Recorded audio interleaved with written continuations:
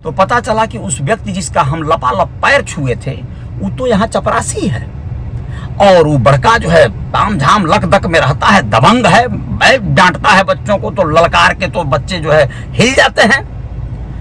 अब क्या था, अब हमारा तो काटो तो खून नहीं, हम तो डिस्टर्ब हो गए। हम कहे आई हो दादा ये तो हम गड़बड़े कर दिए, चपरासी का पैर छू लिए।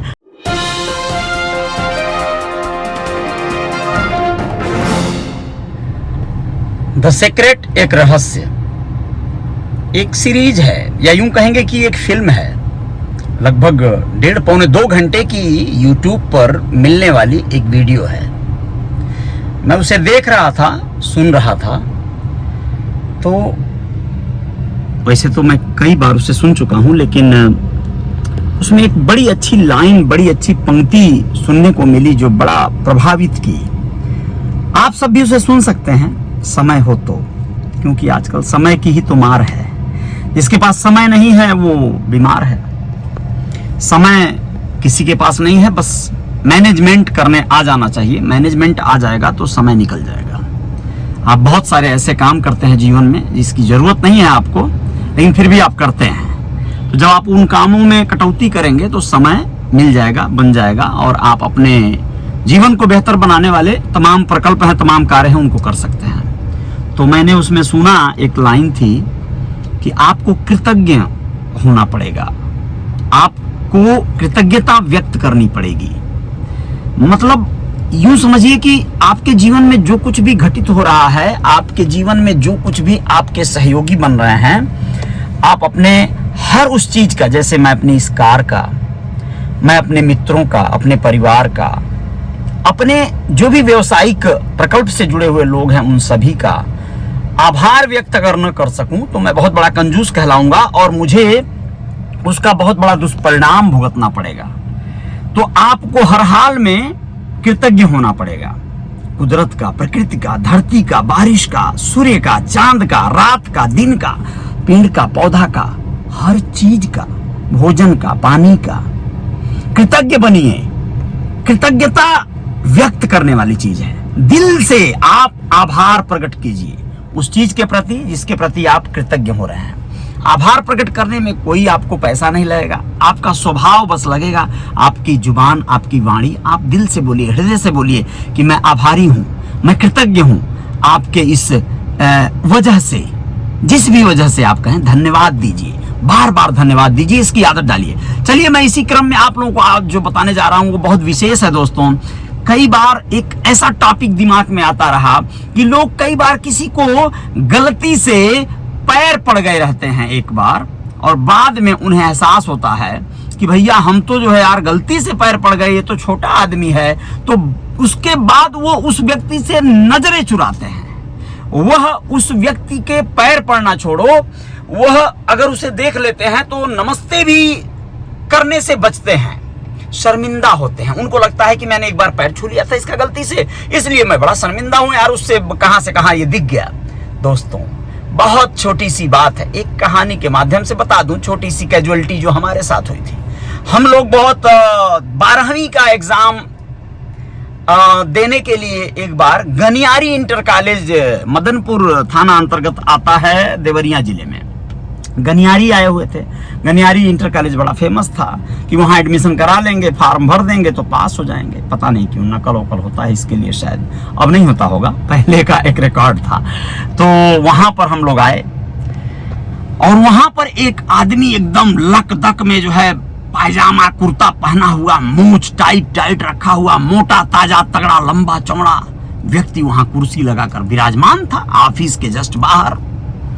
अब हम लोगों को लगा कि यार यही सबसे यहाँ विशेष व्यक्ति मिल गया पहले ही अटेम्प्ट में। जैसे लगा पहला अटेम्प्ट का आईएएस का परीक्षा पास कर गया, जाके लपक के उसका ढपा ढप हम लोगों ने पैर छू लिया। गुरुजी कैसे क्या होगा लगा, हम लोग पूछे तो बोला कि ऑफिस के अंदर जाओ। उन्होंने कहा, हम लोग ऑफिस के अंदर गए। अंदर जो क्वेरी इंक्वायरी करना था, फार्म सारम लेना था, सब लिया गया। पैसा कौड़ी जो भरना था वो भरा गया, बाहर आया गया, फिर वापस हो लिया गया। जब ये क्रम 2-4 दिन चला तो पता चला कि उस व्यक्ति जिसका हम लपालप पैर छुए थे वो तो यहाँ चपरासी है और वो बड़का जो है ताम झाम लक दक में रहता है, दबंग है, डांटता है बच्चों को तो ललकार के तो बच्चे जो है हिल जाते हैं। अब क्या था, अब हमारा तो काटो तो खून नहीं, हम तो डिस्टर्ब हो गए। हम कहे आई हो दादा, ये तो हम गड़बड़े कर दिए, चपरासी का पैर छू लिए। अब दोबारा मिलेगा तो क्या करेंगे। अब देखिए ये शर्मिंदगी एक बच्चे के मन में क्या करवाती है। अब हम उससे बचना चाहते थे कि वो सामने पड़े ही नहीं। कहाँ नहीं पड़ता भैया, जब वो वहीं रहेगा, हमको वहां से काम है तो पड़ेगा। लेकिन अब ये दौर ऐसा चला कि हम उस बेचारे का नमस्ते तक करना छोड़ दिए। अब आप बताइए क्या प्रॉब्लम थी। पिता के उम्र के व्यक्ति थे वो, नमस्ते प्रणाम करने में क्या दिक्कत है यार। एक दुकानदार, एक ठेला खुमचा लगाने वाले व्यक्ति को, एक मजदूरी गर्रा माटी करने वाले व्यक्ति को भी आप नमस्ते कर सकते हो, उसमें कोई बेइज्जती नहीं है। अगर आपके मन में बैठती है बात तो समझिएगा, नहीं तो मत करिएगा। बड़े बड़े आजकल वो जो पुराना पोंगापंथी वाले स्वभाव के लोग होते हैं, मैंने ऐसे भी लोगों को देखा है जो बड़ी कम उम्र के हैं, सिर्फ उम्र कम है, बड़ी जाति के हैं, तो वो किसी छोटी जाति के बुजुर्ग आदमी को भी नमस्ते नहीं कर सकते। वो इंतजार करते हैं कि वो बुजुर्ग उनको नमस्ते करे, पौलग्गी करे, तो वो लोग जो है उससे जवाब देंगे या उससे बात करेंगे। अन्यथा का हो तिलंगी, का हाल बा, ठीक बा, निहुरी कैसे बाड़ा, ऐसा बोलते हैं लोग। ये बात अलग है।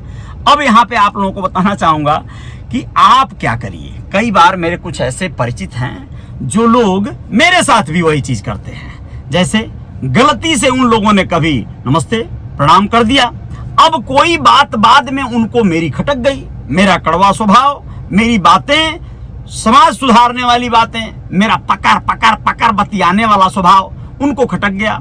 अब उनके दिमाग में आया कि यार ये आदमी बहुत बोलता है यार, बहुत बकवास है यार, बहुत फालतू विचार देते रहता है यार, बांटते रहता है अचार की तरह विचार को, तो इससे भी बातें नहीं करना है। अब वो सामने पड़ रहे हैं, अब कल ही नमस्ते किए थे, आज नहीं कर रहे हैं, तो ऐसा लगता है अरे यार ये नमस्ते नहीं किया। लेकिन विश्वास करिए मैं अलग तरह का हूं, मैं चाहता ही नहीं हूं कि मेरे को कोई नमस्ते करे, मैं चाहता ही नहीं हूं कि कोई आके मेरा पौलग्गी करे, पैर छुए, लपाट, मैं मना कर देता हूं भैया पैर मत छुए यार, बस क्या, ये सब जरूरत ही नहीं है मुझे।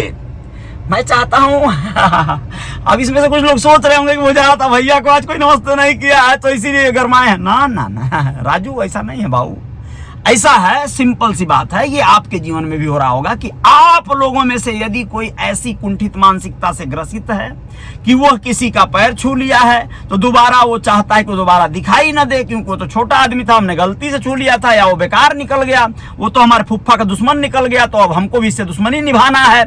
ऐसा कुछ नहीं है। आप अपना कार्य कीजिए, क्योंकि आपके फुफ्फा, आपके मामा, आपके चाचा न जाने कब उससे जाकर भिड़ जाएंगे, मतलब मिल जाएंगे, और आप उसके दुश्मन हो जाएंगे, आप उसके नजरों से गिर जाएंगे।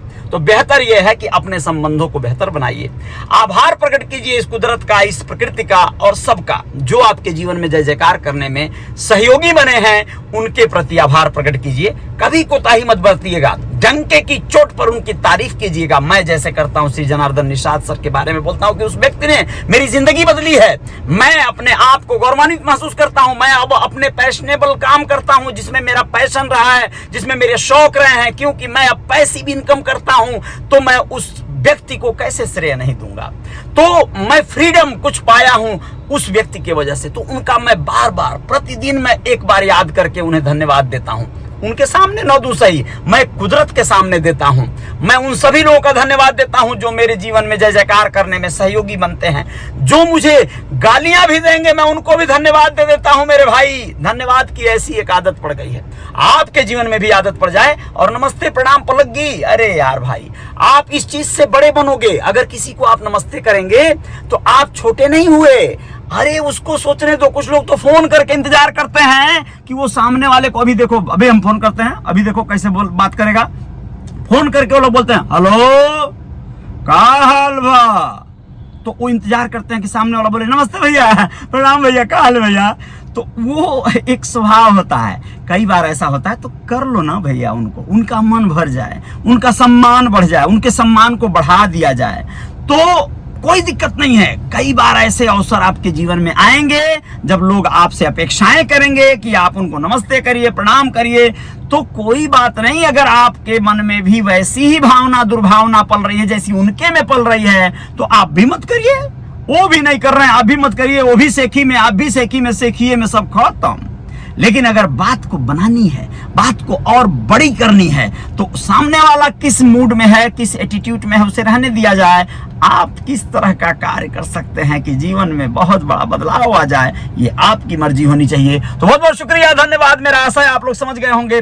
मजा आने वाला है जिंदगी में, जय जयकार हो जाने वाली है। आप लोगों के संगत का आपके जीवन में बहुत बड़ा असर पड़ेगा। अगर आप इस तरह के उलझुल लोगों की संगत में हैं, जो लोग अजीबो तरह के लोग हैं, अजीबो मानसिकता के लोग हैं, तो फिर आप में वही भावनाएं आ जाएंगी। अगर आप लोग सही लोगों की संगत में हैं तो जय जयकार हो जाएगी। तो बहुत बहुत शुक्रिया। बहुत जल्दी और कुछ खबरों के साथ और कुछ बातों के साथ, विचारों के साथ आने का प्रयास होगा। रियल रिपोर्टर न्यूज सिर्फ खबरें नहीं देता है, इस बात को ध्यान रखिएगा। ये आपके जीवन में जय जयकार करने हेतु है मेरे भाई। खबरें बताकर सिर्फ हमको बहुत ज्यादा हमको वो क्या बोलते हैं उसको, टीआरपी बटोरने की कोई ख्वाहिश नहीं है, कोई लालसा नहीं है। जो कुछ भी मिलेगा वो प्यार चाहिए, सम्मान चाहिए, स्नेह चाहिए। आपके मन में ये बात आनी चाहिए कि आदमी जब बोलता है तो लाख टके की बात बोलता है। जय हिंद, जय भारत। शुक्रिया, धन्यवाद।